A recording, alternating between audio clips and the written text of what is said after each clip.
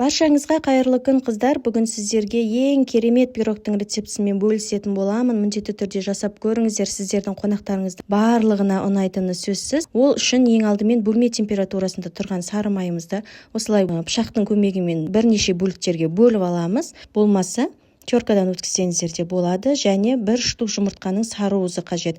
Біздің сары уызымыз бен ақ уызымыз бір-біріне араласып кетпеу керек. Себебі пирогтың ең соңында біз бетіне осындай белокты қосатын боламыз. 2 ас қасық қантымызды саламыз және 1 ас қасық қаймағымызды қосамыз. 1 шай қасық қопсытқышымызды ұнымызға салып аламыз. Барлығын араластырып, осы дайындалып жатқан массамызға қосатын боламыз. Барлығын ұнымызбен бірге біркелкі етіп араластырамыз. Майларымызды ұнымызбен бірге ерітеміз, қолымызбен үгітеміз. Мінекей біздің қамырымыз осындай болып бір-бірінің басы құралып жиналатын болады. Одан кейін оны пакетке салып, холодильникке салып қоямыз. 30 минутқа салып қоямыз. Одан кейін ішіне салатын начинкасын дайындаймыз.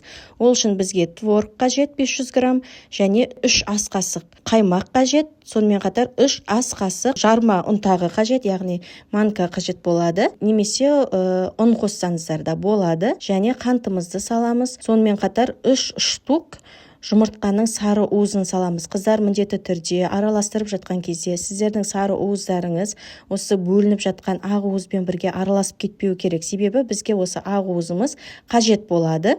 Қыздар, егер де пирог жасағыларыңыз келсе, міндетті түрде менің каналымдағы рецепттермен жасаңыздар. Барлығы мастер-класста ұйымдастырылып жүрген пирогтардың рецептілері. Сондықтан еш ойланбай каналыма тіркеліп алыңыз. Одан кейін барлығын жақсылап осындай блендердің көмегімен араластырамыз. Бізде қою масса дайын болады. Осы массамызды қамырымыздың уақыты, яғни 30 минут боламын дегенше тұндырып қоямыз. Біздің ішіндегі манкамыз көтеріледі. Қамырымыз дайын болды. Осы қамырымызды қолымызбен жаямыз, болмаса оқтаумен жаямыз. Негізінен ең тиімді және бір тегіс болып пісуі үшін міндетті түрде астына кішкене ғана ұн сеуіп жіберіп, қамырымызды жайып аламыз.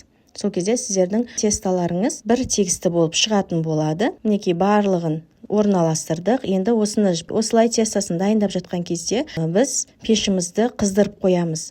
Одан кейін үстіне салмасын саламыз. Мінекей барлығын салдық. Енді осыны 180 градуста қызып тұрған пеште 20-30 минут пісіріп аламыз. Одан кейін үстіне салатын белогымызды дайындаймыз. Ол үшін бізге жаңағы бірінші кезден бастап пайдаланған жұмыртқамыздың сары уыздары бар ғой, солардың ақ уызы қажет болады. Яғни бізге 4 штук белогымызды аламыз, жұмыртқамызды. Соны миксермен араластырамыз. Қою масса шығуы керек. Осылай миксермен араластырып жатқан кезде арасына қантты салып жібереміз. Біздеке мінекей өздеріңіз көргендей қою масса шықты. Енді 30 минут өткеннен кейін пешімізден шығарамыз пирогты. Осының үстіне саламыз. Осының үстіне салғаннан кейін 5-10 минутқа пешімізге қайтадан саламыз пирогты. Пирогтың үсті осындай өздеріңіз көріп тұрғандай шамалы сарғайып пісуі керек. Мінекей біздің пирогымыз пісті. Енді піскен пирогтың бетін ыдыспен төңкеріп жауып қоямыз. Ыстық пирогтың бетін. Болмаса осындай орамалмен жауып қойсаңыздар болады, майлықпен. Ол кезде қыздар майлықпен жабатын болсаңыздар, сіздердің майлықтарыңыз пирогтың бетіне тимеуі керек. Егер тиіп жабылып қалатын болса, бетіндегі белоктарымызды өзімен бірге жұлып алып кететін болады. Сол үшін майлықпен жабатын кезде аса мұқият жабыңыздар. Болмаса ең оңай варианты сол пирогтың көлемінен үлкендеу ыдысты төңкеріп қойыңыздар. Біздегі пирог періштенің көз жасы деп аталады, яғни творогпен жасалады. Пирогтың үстіне осылай қанттың түйір-түйірлері шығатын болады. Сіздер де міндетті түрде жасап көріңіздер. Өздеріңіз көріп тұрғандай пирогтарыңыз өте дәмді болып шығады. Сіздің творог пен үстіндегі белоктың дәмі өте керемет үйлеседі. Міндетті түрде жасап көріңіздер. Сіздерге ұнайтынына сенімдімін. Ас болсын.